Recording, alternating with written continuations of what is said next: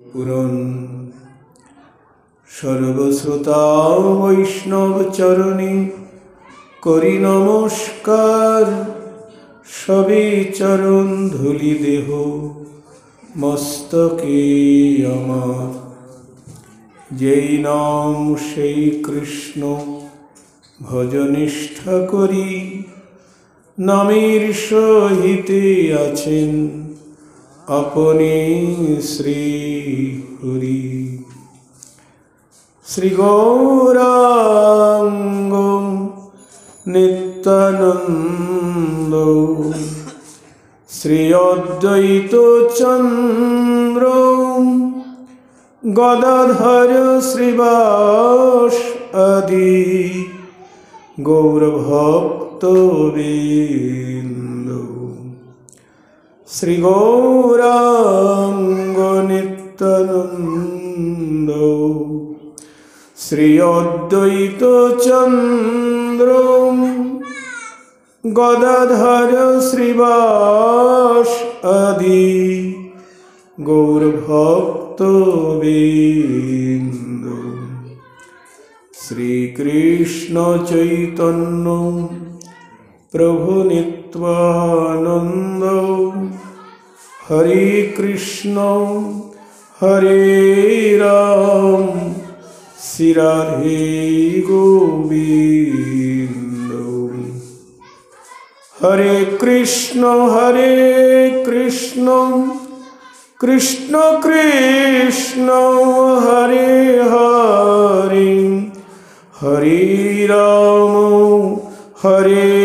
রাম রাম রাম হরে হরে। হরে কৃষ্ণ কৃষ্ণ কৃষ্ণ হরে হরে হরে রাম রাম রাম হরে হরে। নিতাই গৌর হরি বল, নিতাই গৌর হরি বল, নিতাই গৌর হরি।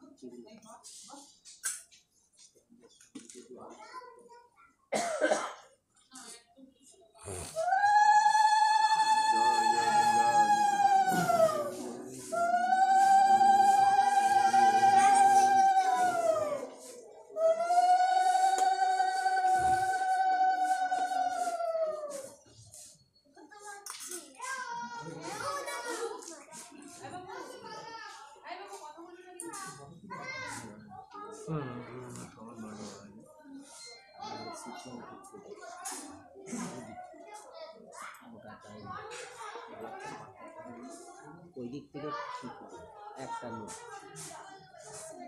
আপনার গায়ের দিকে যেটা আছে ওটার তলায় সামান্য কিছু তাহলে ভালো। জয় জয় নিতাই গৌর সীতানাথ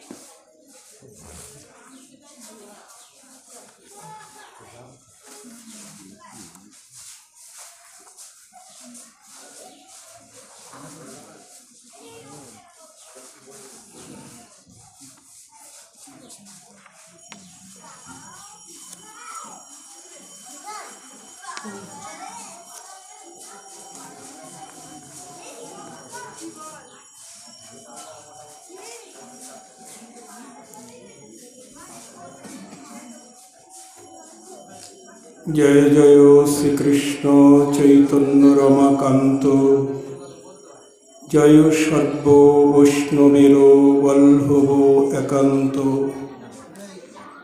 জয় জয় কৃপাময় শ্রী বৈকুণ্ঠনাথ জীব প্রতি করো প্রভু শুভ দৃষ্টিপাত।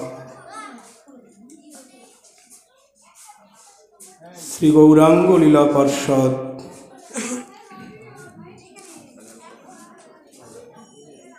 শ্রীল বৃন্দাবন দাস ঠাকুর তার শ্রী শ্রী চৈতন্য ভাগবত গ্রন্থের অন্তখণ্ডে দশম অধ্যায়ে মঙ্গলাচরণে বলছেন, জয় জয় শ্রীকৃষ্ণ চৈতন্য রমাকান্ত, জয় সর্ববৈষ্ণবের বল্লভ একান্ত। গৌরহরিকে রমাকান্ত বলে উল্লেখ করেছেন। রমা মানে লক্ষ্মী দেবী, তো লক্ষ্মী দেবীর কান্ত মানে নারায়ণ ঘরণী লক্ষ্মী, তার কান্ত। তাহলে যেই গৌর সেই নারায়ণ, তাই না?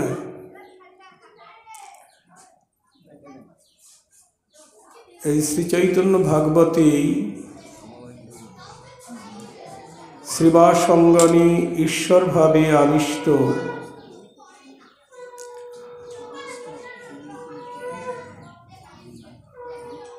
আমার গৌরহরি শ্রীবাসের বিষ্ণু খাটে উপবেশন করে তিনি নিজেকে প্রকাশ করলেন, তার স্বরূপ প্রকাশ করে বললেন, মই সেই কৃষ্ণ, মই সেই বিষ্ণু, মই সেই নৃসিংহ, মই সেই বামন, মই সেই রাম, মই সেই নারায়ণ।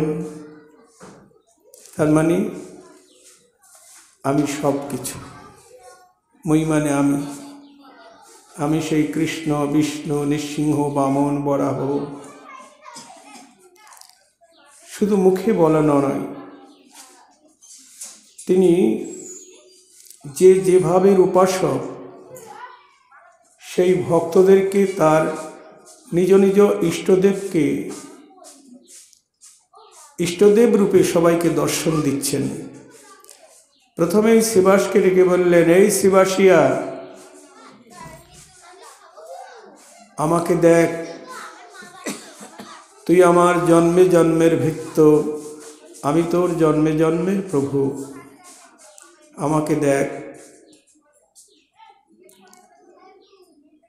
তখন শ্রীবাস আমার গৌরহরির মধ্যে দেখছেন কি? শঙ্খ চক্র গদা পদ্মধারী চতুর্ভুজ নারায়ণ মূরতি। নিতাই গৌরহরি বল।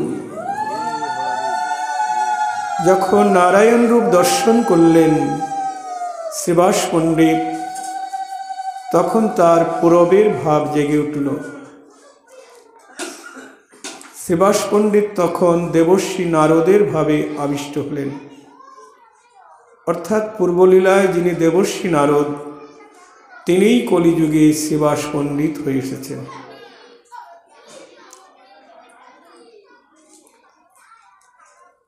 শ্রীবাস বললেন, হ্যাঁ, তুমি আমার প্রভু। শ্রীবাস তো যখন নারদ ছিলেন তখন বিনা যন্ত্রে অহর্নিশি নারায়ণ নারায়ণ বলে কীর্তন করতেন। সেই নারদই কলিযুগে শ্রীবাস পণ্ডিত হয়ে এসেছেন, পঞ্চতত্ত্বের এক তত্ত্ব, ভক্ত অবতার। আরেকজন প্রিয় ভক্ত মহাপ্রভু তার সঙ্গে একসঙ্গে বিদ্যাভ্যাস করেছেন, তার নাম মুরারি গুপ্ত। তাকে দেখে বলছে, এই মুরারি, আমাকে চিনতে পারছিস? আমি তোর জন্মে জন্মের প্রভু, আমাকে দেখ। মুরারি গুপ্ত তখন দেখতে পেলেন ধনুর্ধারী প্রভু রামচন্দ্রকে। নিতাই গৌর হরি বল। বামেতে জানকী শোভে, দক্ষিণে লক্ষণ। মুরারিগুপ্ত তখন ওই রূপ দর্শন করে হনুমানের ভাবে আবিষ্ট হলেন। যিনি ত্রেতা যুগে বীর হনুমান, তিনিই কলিযুগে মুরারিগুপ্ত হয়ে এসেছেন। যিনি ত্রেতা যুগে প্রভু রামচন্দ্র, তিনি কলিযুগে আমার গৌর হরি। নিতাই গৌর হরি বল।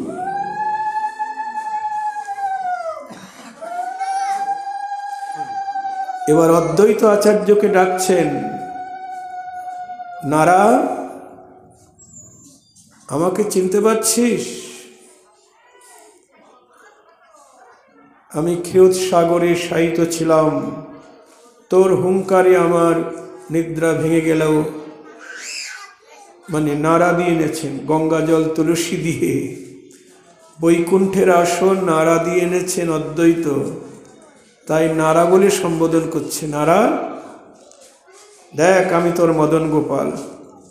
এই বলে দ্বিভুজ মুরলীধারী রূপ ধারণ করলেন। অদ্বৈতাচার্য প্রণাম করলেন।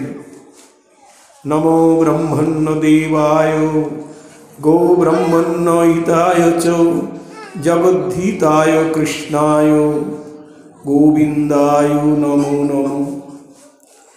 কৃষ্ণের প্রণাম মন্ত্রে তাকে প্রণাম করলেন। মানে দেখছেন সাক্ষাৎ মদন গোপাল রূপ দর্শন করছেন, তাকে ওই রূপে দর্শন দিচ্ছেন।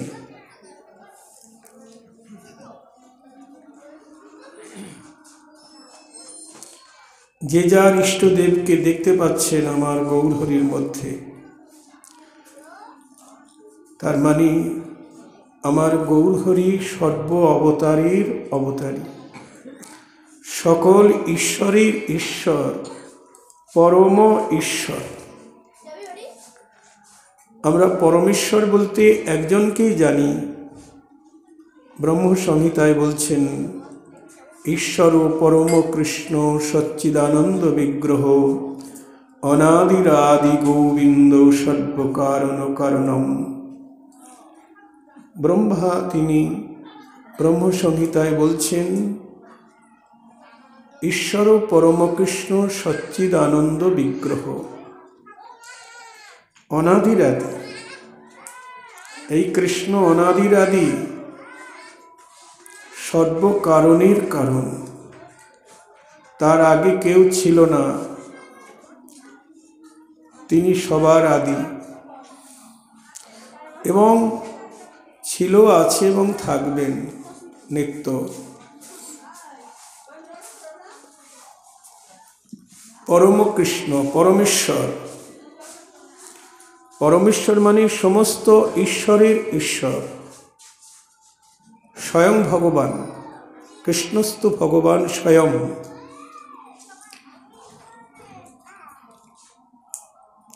স্বয়ং ভগবান সকল যুগে আসেন না, সব যুগে স্বয়ং ভগবান আসেন না।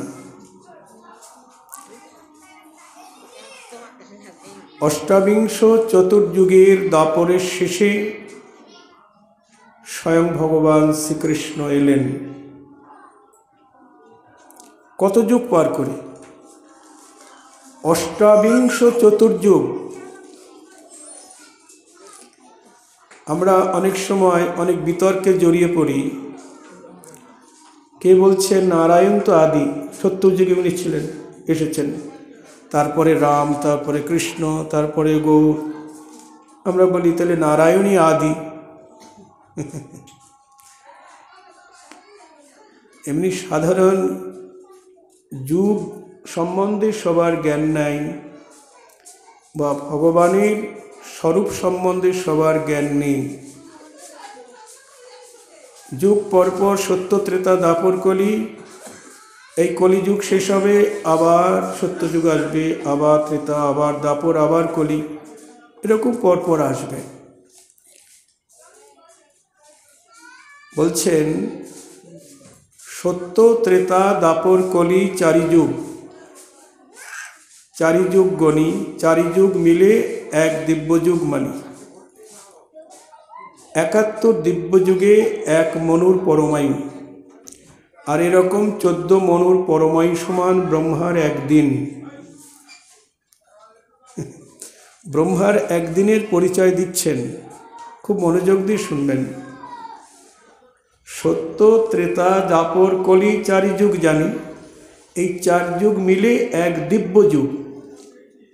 এরকম 71 দিব্য যুগে এক মন্বন্তর মানে এক মনুর পরমায়ু, মনু মানে ব্রহ্মার পুত্র, এরকম 14 মনুর পরমায়ু সমান ব্রহ্মার একদিন।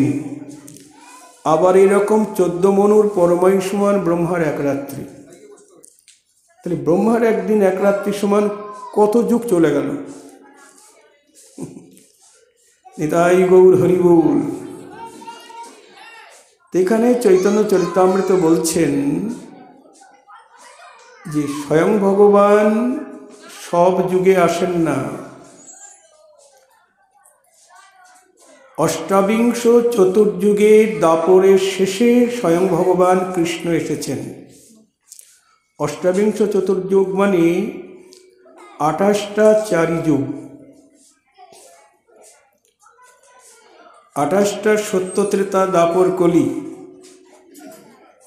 মানে 27টা 4 যুগ গত হলো, 28 নম্বরে সত্য ত্রেতা গত হলো, তারপরে 28 চতুর্যুগের যে দাপর যুগ এলো, সেই দাপরের শেষে স্বয়ং ভগবান কৃষ্ণ এলেন। স্বয়ং ভগবান কৃষ্ণ সব দাপরে আসেন না, প্রত্যেক যুগে যুগাবতার আসেন, কিন্তু স্বয়ং ভগবান আসেন না। যুগাবতার মানে যুগধর্ম পালনের জন্য আছেন। গীতায় যে কথাটা বলা আছে যে পরিত্রাণায় সাধুনাম বিনাশায় চ দুষ্কৃতাম ধর্ম সংস্থাপনার্থায় সম্ভবামি যুগে যুগে। ভগবান ধর্মকে পুনঃপ্রতিষ্ঠা করবার জন্যে, সাধুদেরকে পরিত্রাণ করবার জন্যে, অধর্মকে বিনাশ করবার জন্যে যুগে যুগে আসেন, ধর্ম স্থাপন করবার জন্যে বা ভক্তদেরকে রক্ষা করবার জন্য। এটা যুগাবতারের কর্ম। এটা স্বয়ং ভগবান কখনো এসব কর্ম করেন না। স্বয়ং ভগবানের কর্ম নহে ভূভার হরণ, জগতের ভার হরণ করবার জন্য স্বয়ং ভগবান আসেন না। বলছেন সৃষ্টি কর্তা ব্রহ্মা আর পালনকর্তা হলেন বিষ্ণু আর সংহারকর্তা শিব। এরাই সৃষ্টি স্থিতি প্রলয় করেন, স্বয়ং ভগবান এসব করেন না। স্বয়ং ভগবান তিনি শুধু লীলাবিলাসী, সবসময় লীলারসে ডুবে আছেন। নিতাই গৌর হরি বল। তার স্বয়ং ভগবান আসেন অষ্টাবিংশ চতুর্যুগে দাপরে, স্বয়ং ভগবান কৃষ্ণ এলেন। আর সব কলিযুগেও গৌর হরি আসবেন না। খুব মনোযোগ দিয়ে শুনবেন। আমরা যে কলিযুগে জন্ম পেয়েছি, এটা আমার কলিযুগ পাবনাবতার স্বয়ং গৌরহরির যুগের মানুষ। আমরা মহাভাগ্যবান, মহাভাগ্যবতী। কারণ সব কলিযুগে স্বয়ং ভগবান গৌরহরি আসবেন না। স্বয়ং ভগবান কৃষ্ণ দাপরে এলেন, আর তারপরে যে কলিযুগ, সেই কলিযুগে রাধা এবং কৃষ্ণ দ্বৈতনু মিলিত হয়ে আমার গৌর হলেন। নিতাই গৌর হরি বল।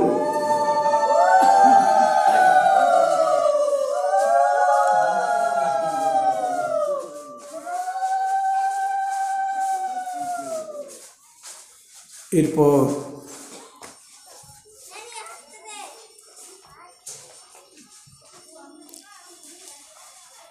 গৌরহরি সবাইকে নিজ স্বরূপ দেখালেন, দেখিয়ে বলছেন আমার অভিষেক কর, আমার পূজা কর। ভক্তরা সবাই মিলে গৌরহরিকে অভিষেক করলেন, গঙ্গাবাড়ি আনয়ন করলেন। হাজার হাজার কলসি গঙ্গা জল নিয়ে এসে সেটাকে পরিশুদ্ধ করি, সুগন্ধি দ্রব্য মিশ্রিত করি, গৌরহরির অভিষেক হতে লাগলো। গন্ধ পুষ্প ধূপে দীপে গৌরহরির পূজা করতে লাগলেন। আরতি হলো। যে গৌরহরিকে সবাই প্রণাম করতে পারে না, নিজেকে সংকুচিত করে রাখেন, আজ সেই প্রভু সবার প্রতি করুণা করে বলছেন আমার পূজা কর। সবাইকে করুণা করবার জন্য সবাই পূজা করলেন, আরতি করলেন। তারপর সবার কাছে বলছেন, হাত পেতে বলছেন দাও। দেবতাকে শুধু পূজা করলেই হয়, খেতে দিতে হয় না, দাও। ভক্তগণ নিজ নিজ ঘরে গিয়ে যার ঘরে যা পূজা সেবার দ্রব্য আছে সব নিয়ে আসছেন। সেদিন 7 প্রহর ঈশ্বরভাবে আবিষ্ট ছিলেন। 7 প্রহর মানে 21 ঘন্টা ঈশ্বরভাবে আবিষ্ট ছিলেন। সবাই নিজ নিজ ঘরে গিয়ে কেউ মিষ্টি সামগ্রী, ফল মূল, সেবাদ্রব্য নিয়ে আসছেন, প্রভুকে দিচ্ছেন, প্রভু ভোজন করছেন। প্রিয় গদাধর কেবল তাম্বুল যোগাচ্ছেন। তা সবার দ্রব্য যখন ভোজন হয়ে গেল, তখন বলছেন তোমরা তো আমায় অনেক কিছু দিলে, আমি তোমাদের কিছু দেব, তোমরা সবাই আমার কাছে বর মাগো। তার সবাইকে বর দিতে চাইছেন। তার শুদ্ধ ভক্ত যারা, তারা তো প্রভুর কাছে কিছু চায় না। চৈতন্য চরিতামৃত বলছেন কৃষ্ণ ভক্ত নিষ্কাম, তাদের অন্তরে কোনো কামনাই নেই। কৃষ্ণ ভক্ত নিষ্কাম, অতএব শান্ত, শান্ত হয়ে আছে। আর ভুক্তি মুক্তি সিদ্ধি কামী সকলই অশান্ত। ভক্তি মানে যাদের ভোগ বাসনা আছে, এই জগতের সুখভোগ, স্বর্গের সুখভোগ, তারপরে সিদ্ধি নানা প্রকার, অনিমা লঘিমা সিত্তাবসিত্তা প্রকাম্য, অনেক রকম সিদ্ধি আছে না, যে গঙ্গার উপর দিয়ে একজন হেঁটে পার হয়ে গেল, এসব সিদ্ধি। এইসব সিদ্ধার জন্যে কেউ ঘরের মধ্যে কাউকে আটকে রাখলেন, তালা দিয়ে রাখলেন, বাইরে চলে আসলো, এটা একটা সিদ্ধি। মানে ছোট থেকে বড় হয়ে যাওয়া, আবার বড় থেকে ছোট হয়ে যাওয়া। ওই ছোট হয়ে অত পিঁপড়ে হয়ে বেরিয়ে আসলো ফাঁক দিয়ে। আমরা ভাবলাম এ তো ভগবান, গঙ্গার উপর দিয়ে হেঁটে গেলে তো ভগবান, ইনি আমার গুরু হবার যোগ্য, তাই না? বড় বড় মিনিস্টার, ব্যারিস্টার, বুদ্ধিজীবীরা তার শিষ্য হয়ে যাবে। কেউ কিছু ভেলকি দেখাতে না পারলে তার শিষ্য খুব একটা হবে না, তাই না?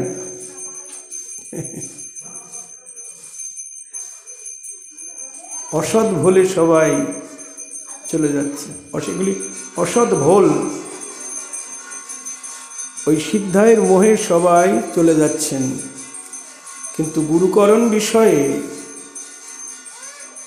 মহাপ্রভু বলেছেন, কিবা নেশি কিবা বিপ্র শূদ্র জ্ঞানী নয়, যে জন কৃষ্ণ তত্ত্ববেত্তা সেই জন গুরু হয়।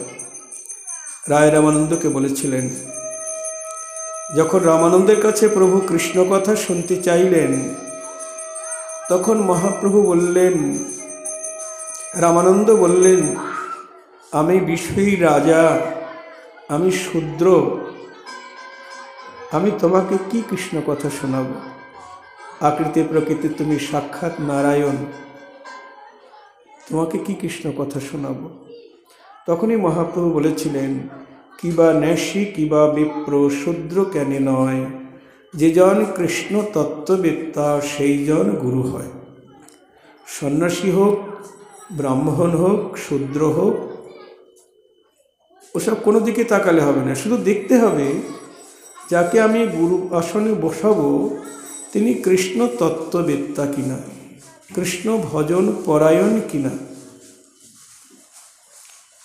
বৈষ্ণব সদাচার পরায়ণ কিনা, এসব দেখেই তাকে গুরুর আসনে বসাতে হবে।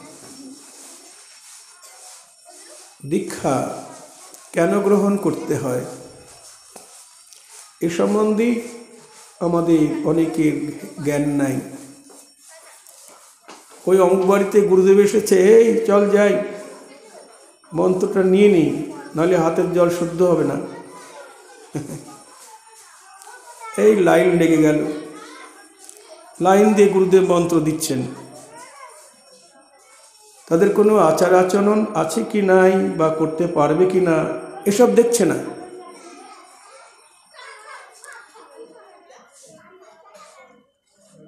তাহলে দীক্ষা নিলেই কি হাতের জল শুদ্ধ হয়? সত্যি?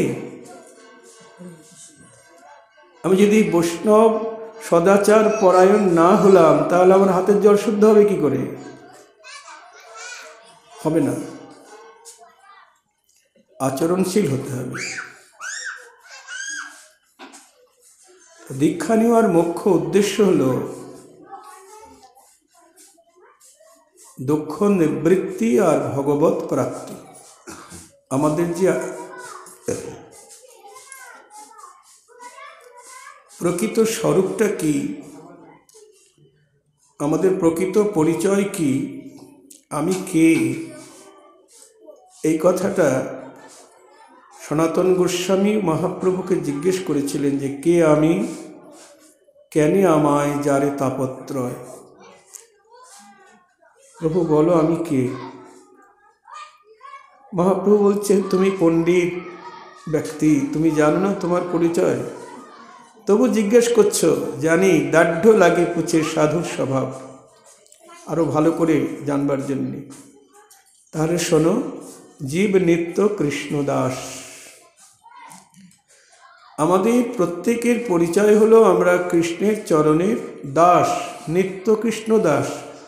মানে অনাদিকাল থেকে অনন্ত জন্ম ধরে আমরা কৃষ্ণের চরণের দাস। এই দেখুন পরিচয়।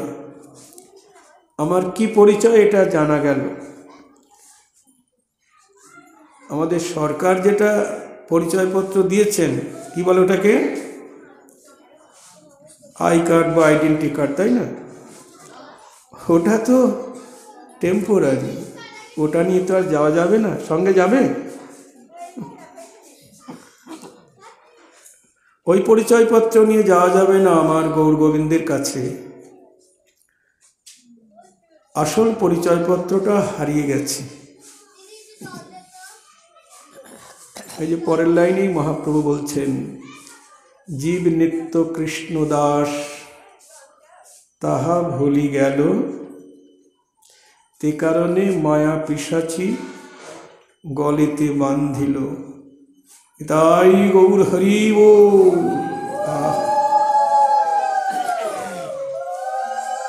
আমি কৃষ্ণের দাস। তাহলে আমি যদি কৃষ্ণের দাস হই, কৃষ্ণ আমার কে হলেন? কৃষ্ণ আমার প্রভু। তা দাস যদি প্রভুর সেবা না করেন, দাস যদি প্রভুর আজ্ঞা পালন না করে, তাহলে কি করবেন? প্রভু তাকে রাখবেন না ছাঁটাই করে দেবেন? ছাঁটাই করে দেবেন। তা আমার নিজ কর্মদোষে আমি ছাঁটাই হয়ে গেছি। মহাপ্রভু বলছেন, কৃষ্ণ নিত্য দাস জীব, তাহা ভুলি গেল, তে কারণে মায়া পিশাচি গলায় বান্ধিল।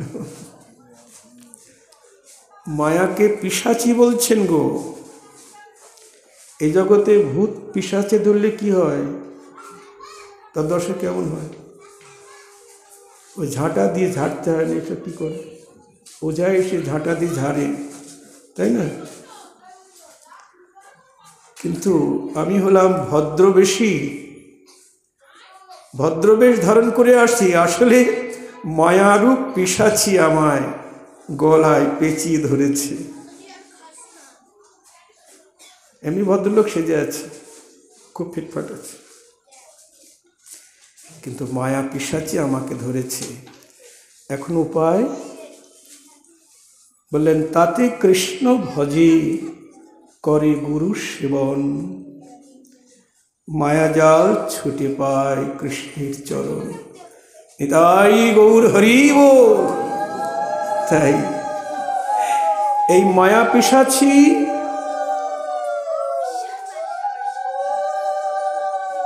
মায়া পিশাচিকে ছাড়াবে কে গো? এ ভূত প্রেতকে কে ছাড়াবে? বৈষ্ণব গুরু। বৈষ্ণব গুরুর চরণ আশ্রয় ব্যতিরেকে এই মায়া পিশাচির হাত থেকে রেহাই পাওয়া যাবে না। আর গৌর গোবিন্দের চরণ প্রাপ্তি তো দূরের কথা, মহৎ কৃপা বিনে কোনো কর্মে ভক্তি নয়। কৃষ্ণ ভক্তি দূরে রহুক, সংসার না যায় ক্ষয়। মহৎ কৃপা মানে মহৎ কে? বৈষ্ণব গুরু, তিনি মহৎ। যে গুরুর মধ্যে কৃষ্ণ প্রেম কৃষ্ণ ভক্তি নাই, তিনি মহৎ হতে পারেন না, তিনি সদ্গুরু হতে পারেন না। যিনি কৃষ্ণকে ভালোবাসেন না, তিনি তো অসৎ। আমি বলছি বলে আপনারা মানবেন কেন? শাস্ত্র বলছেন।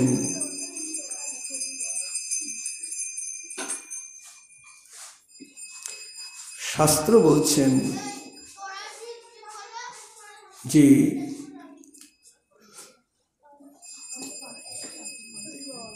চারি বর্ণাশ্রমী যদি কৃষ্ণ নাহি ভজে, স্বধর্ম করিয়াও সে রৌরবে পরিমজে। চারি বর্ণাশ্রমী, চারটি বর্ণ চারটি আশ্রম, ব্রাহ্মণ বৈশ্য ক্ষত্রিয় শুদ্ধ, চারটি বর্ণের চারটি বর্ণ ধর্ম আছে। ব্রাহ্মণের ধর্ম পূজা অর্চনা, বৈশ্যের ধর্ম ব্যবসা, ক্ষত্রিয় ধর্ম যুদ্ধ করা, আর শূদ্রের ধর্ম তিন বর্ণের সেবা করা। এগুলো বর্ণ ধর্ম। এবং চারটি বর্ণের চারটা আশ্রম ধর্ম আছে: ব্রহ্মচর্য, গার্হস্থ, বানপ্রস্থ, সন্ন্যাস। 5 বছর বয়স হলে সন্তানকে গুরুগৃহে পাঠাতে হবে। 5 থেকে 16 বছর বয়স পর্যন্ত গুরুগৃহে থেকে ব্রহ্মচর্য আশ্রম পালন করবে, গুরুদাসত্ব করবে, গুরু সেবা করবে, শাস্ত্রগ্রন্থ পড়বে। ব্রহ্মচর্য আশ্রম পালন হয়ে গেল। গুরুদেব এবার বললেন, চলো বাড়ি, বিবাহাদি করো, সংসার সুখ ভোগ করো। হয়ে গেল সংসার, সন্তান বড় হয়ে গেল। এবার বললেন, চলো। কোথায়? বানপ্রস্থে চলো। বানপ্রস্থ মানে তীর্থ পর্যটন, সাধুসঙ্গ ইত্যাদি সব করো। স্বামী স্ত্রী দুজন মিলে বানপ্রস্থে গেলাম। কিছুদিন পরে গুরুদেব এসে বললেন, এবার ছাড়ো। তার মানে একজন আর একজনকে ছাড়ো, এবার সন্ন্যাস আশ্রম।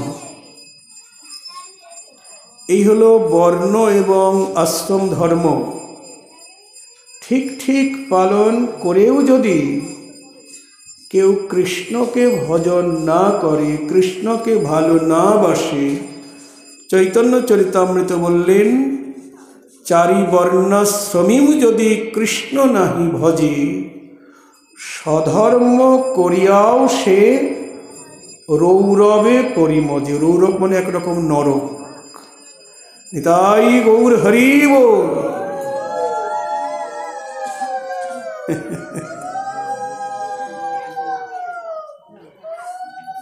আর ধর্মকর্মের দ্বারা তো কৃষ্ণকে পাওয়া যাবে না গো। মায়েরা মনোযোগ দিয়ে শুনবেন, ধর্মকর্মের দ্বারা কৃষ্ণকে পাওয়া যাবে না।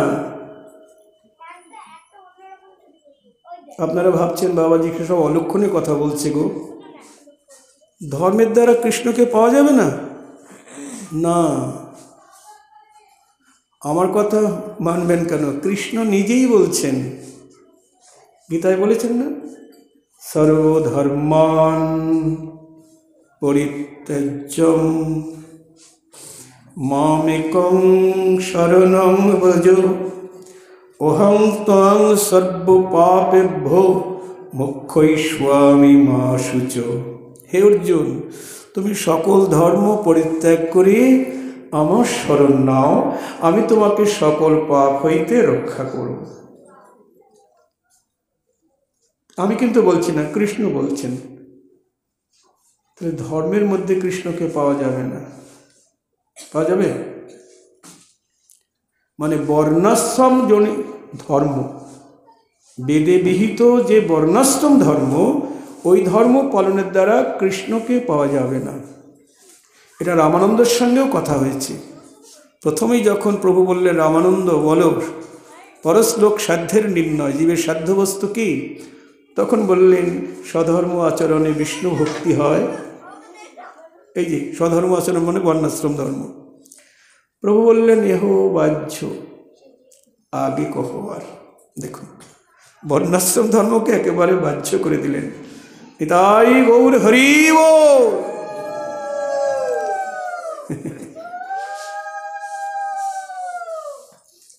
ধর্ম মানে কি?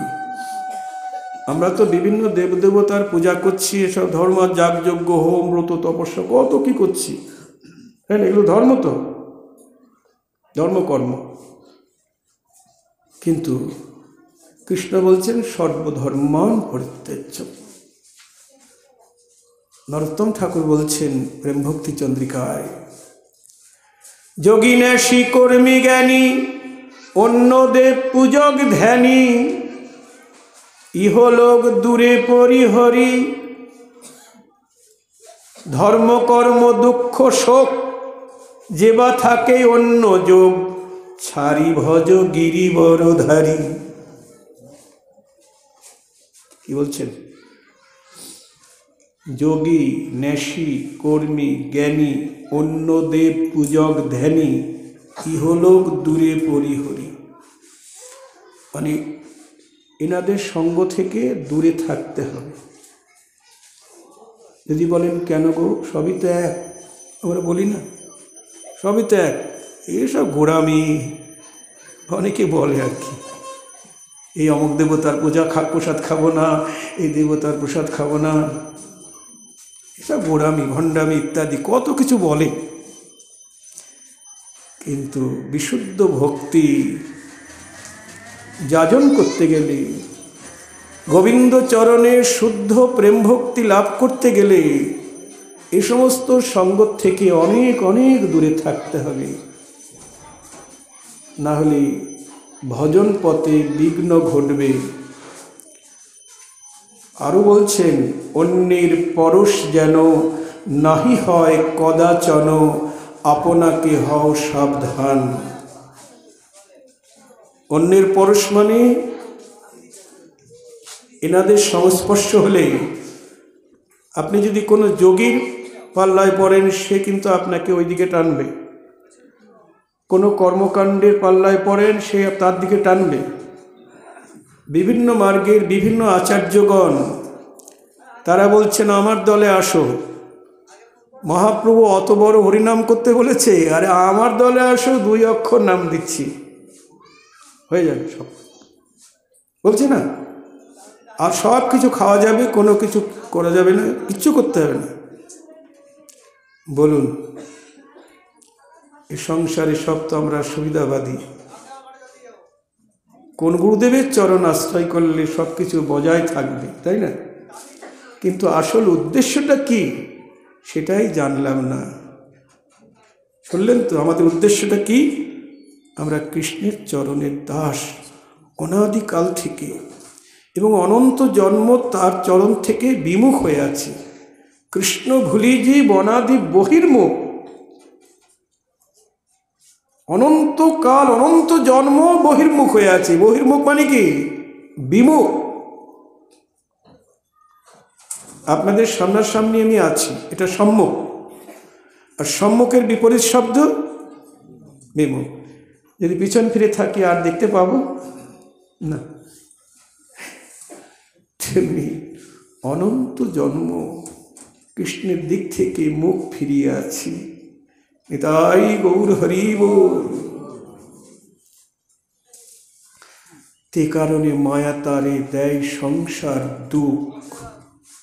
কৃষ্ণকে ভুলে থাকার কারণেই ত্রিতাপ জ্বালা দিচ্ছে মায়া।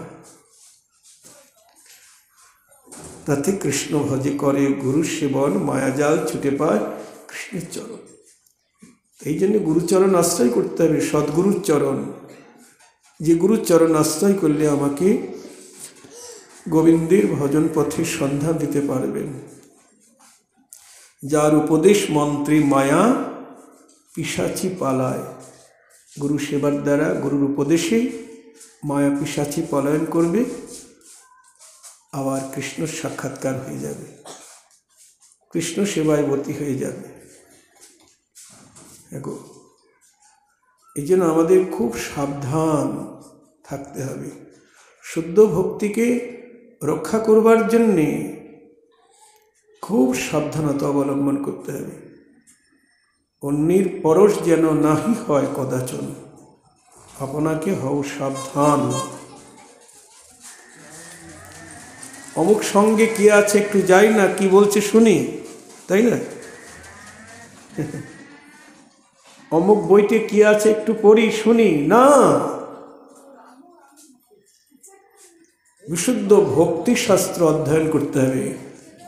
যে শাস্ত্রের মধ্যে কৃষ্ণ ভক্তি নাই, সে শাস্ত্র পড়বও না, শুনবও না।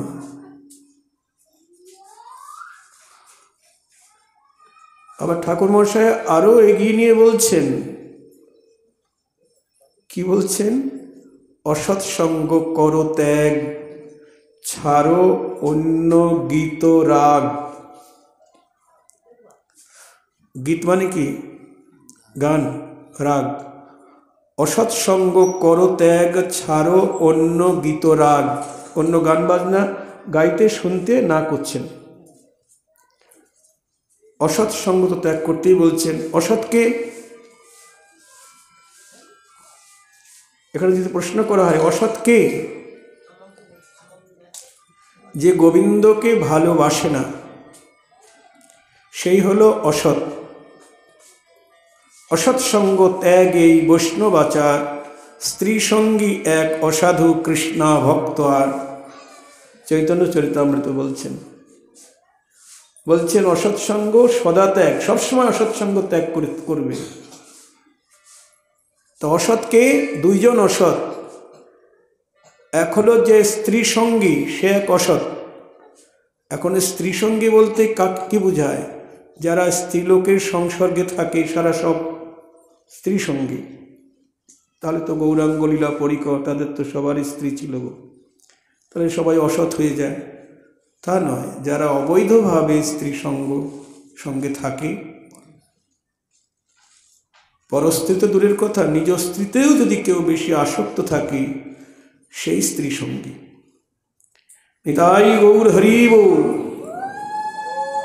শ্রী গুরুদেবের নির্দেশ মতো চলতে হবে। তাহলে স্ত্রী সঙ্গী এক অসৎ। অনেক মার্গ আছে বর্তমানে, কালাচাঁদ ধলাচাঁদ অনেক মত আছে না, সেখানে ভোগটাই বেশি। এমনি সাধারণ মানুষ যে ভোগ সম্ভোগ করে, তারা আরও অনেক বেশি মাত্রায় সম্ভোগ করে। শুধু ওইটা নয়, আর ভোজনের বেলায়ও যা কিছু অখাদ্য কুখাদ্য তারা ভোজন করছেন, তারা বলছে আমরা রাগমার্গের ভোজন করছি। আরে তোরা কোথাকার রাগমার্গ তোমরা দেখাচ্ছ? আমাকে বুঝিয়ে দাও কোথাকার রাগ এটা। যদি বৃন্দাবন থেকেই রাগমার্গ এসে থাকে, তাই তো, বৃন্দাবনের থেকেই তো এসেছে। ব্রজবাসীদের কৃষ্ণের রাগাত্মিকা ভক্তি, তার আনুগত্য নিয়ে যে ভজন, সেই ব্রজবাসীদের আনুগত্য নিয়ে যে ভজন, তাকে বলে রাগানুগা ভজন, হ্যাঁ, বা রাগমার্গে ভজন। তা তোমরা যে রাগমার্গের কথা বলছো, ওটা কোথাকার রাগ? ওটা ভজন নয়। এই সমস্ত এদেরকেই বলছেন যে অন্যের পরশ যেন নাহি হয় কদাচন। এদের সংস্পর্শ থেকে অনেক অনেক দূরে থাকতে হবে, না হলে শাস্ত্র বলছেন কৃষ্ণ প্রীতে ভোগ ত্যাগ।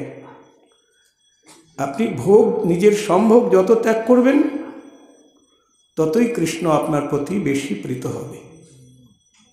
রঘুনাথ দাস গোস্বামী তার দৃষ্টান্ত।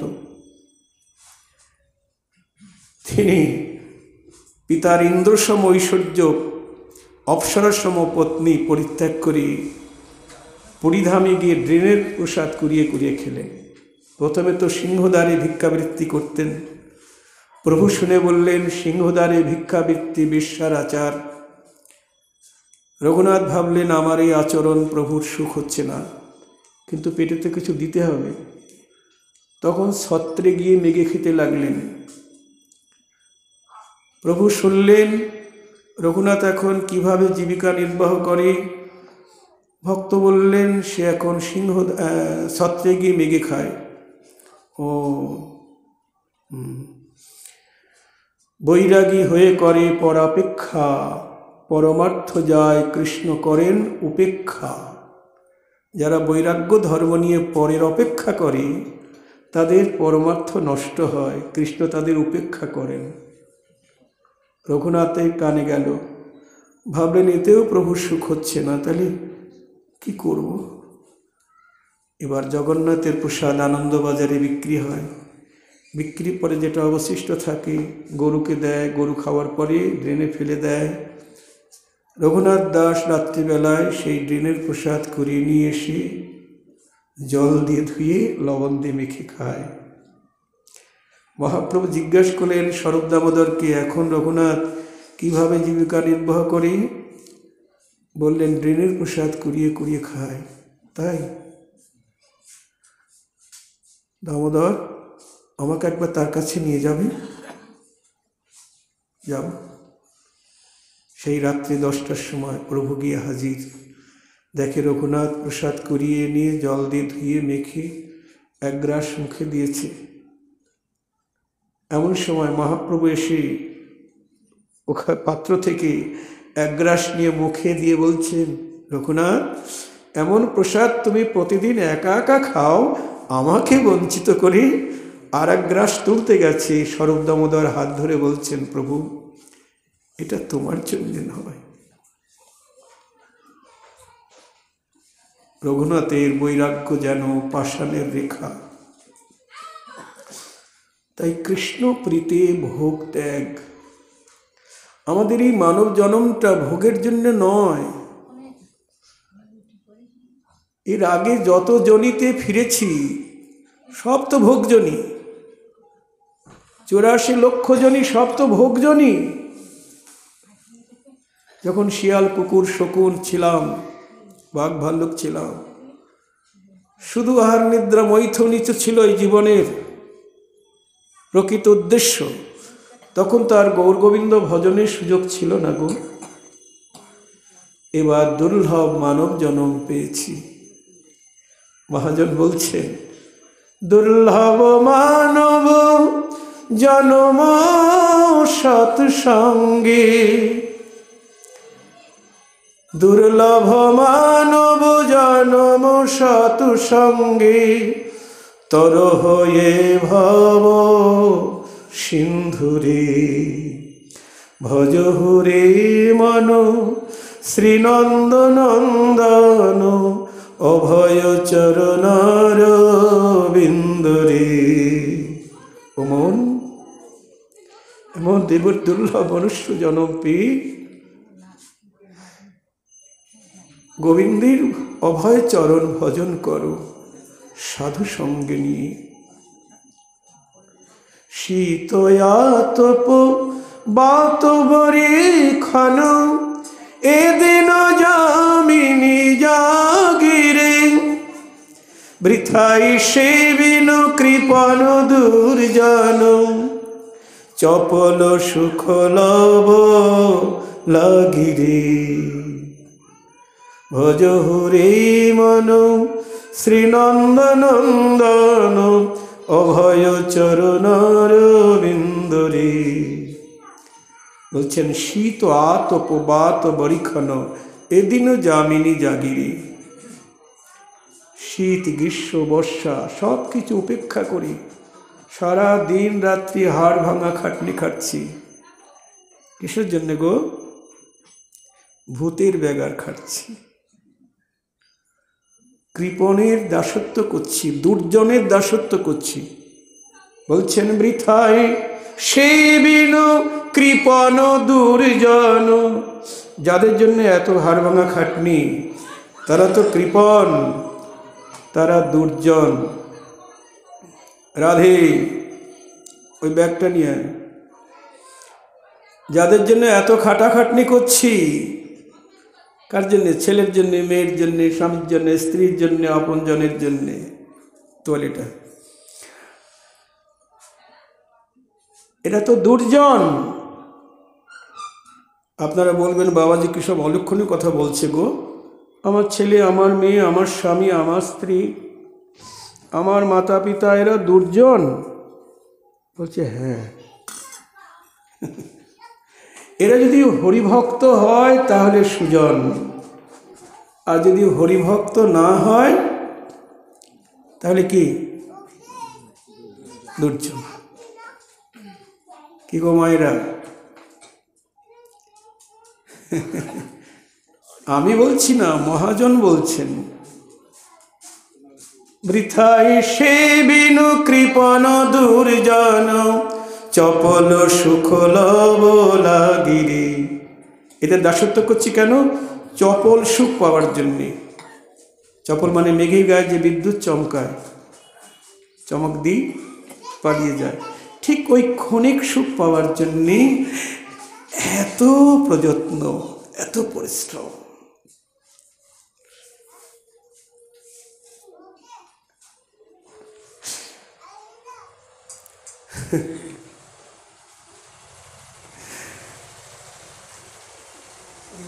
তাই গৌর, তাই গৌর হরি বল। তাই গৌর হরি বল।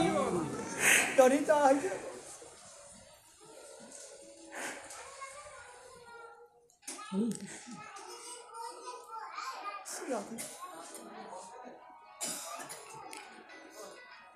এই মানব জন্মটা শুধু গৌর গোবিন্দ ভজনের জন্যে। ভজন মানে সেবা, শুধু তার সেবা করবার জন্য। এই যে হাত পা চোখ মুখ নাক কান সব গোবিন্দ সেবার জন্যে, এই মায়ের দাসত্ব করবার জন্যে এই মানব জন্ম নয়। রাধারানীকে সখীরা বলছেন যে রাধে তাড়াতাড়ি, তাড়াতাড়ি বেশভূষা পরে নে, সময় হইল আসি, বাজিবে সংকেত বাঁশি, তখন ধৈর্যের না রহিবে লেশ। বাঁশি বাজলে আর ধৈর্য থাকবে না, তখন আর বেশভূষা পরা হবে না, তাড়াতাড়ি বেশ পর। তখন রাধারানী কি বলছে জানেন? কাজকে ভূষণে সই, কাজকে ভূষণে, কাজকে ভূষণে সই, কাজকে ভূষণে, মন যে করি শ্যামের তরে, পরাণে তা জানে। আমার নতুন করে আর ভূষণ পরে কাজ নাই সখী। আমার নয়ন ভূষণ শ্যামদর্শন। মায়েরা, আমরা নয়নে ভূষণ পরি। কি ভূষণ পরি গো? কি? কাজল। কিন্তু রাধারানী কি বলছেন? আমার নয়ন ভূষণ শ্যামদর্শন,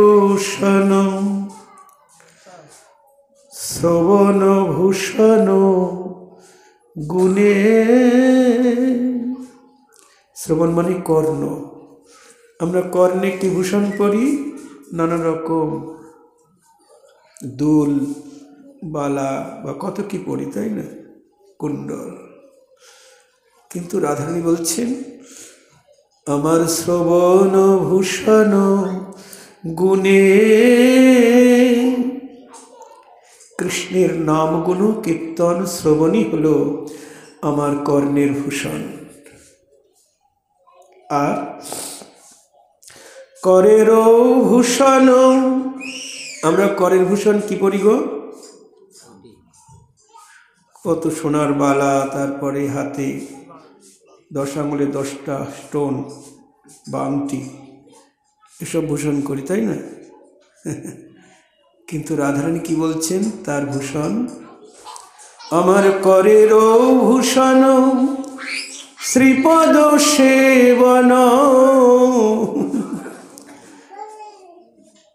করেরও ভূষণ শ্রীপদ সেবন, বদন ভূষণ নামে সই বদন ভূষণ নামে। আমরা বদনের ভূষণ পরি কি গো? মায়েরাই তো পরে, ওই লাল লাল কি পরে। আর রাধারানীর বদনের ভূষণ কি গো? গোবিন্দের নাম গুণকীর্তন। আমার প্রতি অঙ্গে ভূষণ করেছি, আমার পরাণবধূর প্রতি অঙ্গের সেবাই আমার প্রতি অঙ্গের ভূষণ।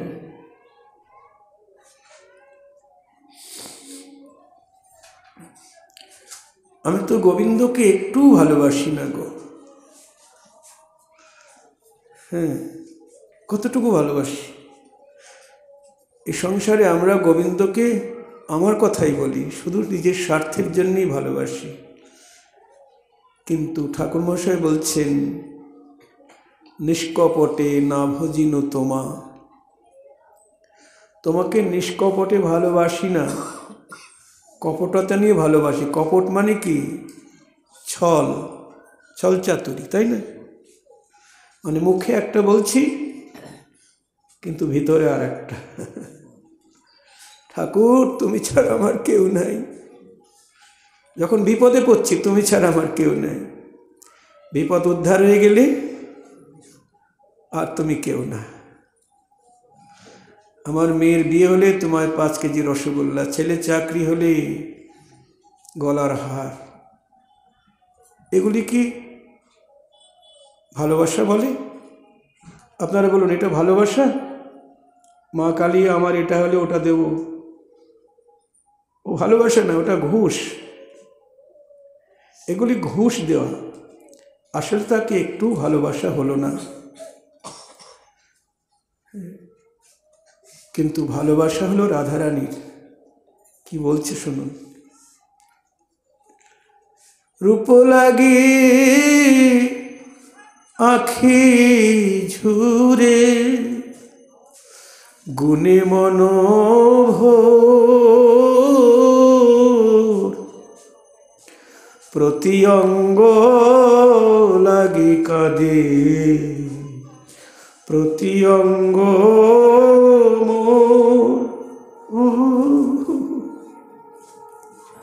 প্রতি অঙ্গ লাগি কাঁদে, প্রতি অঙ্গ আমার প্রতি অঙ্গ কেঁদে ওঠে। বলি প্রতি অঙ্গ সেবার লাগি, আমার প্রতি অঙ্গ কেঁদে ওঠে। প্রতি অঙ্গ সেবার লাগি হা কৃষ্ণ বলি, প্রতি অঙ্গ সেবার লাগি আমার প্রতি অঙ্গ কেঁদে ওঠে। প্রতি অঙ্গ লাগি কাঁদে, প্রতি অঙ্গ। রূপ দর্শনের লাগি নয়ন কাঁদছেন।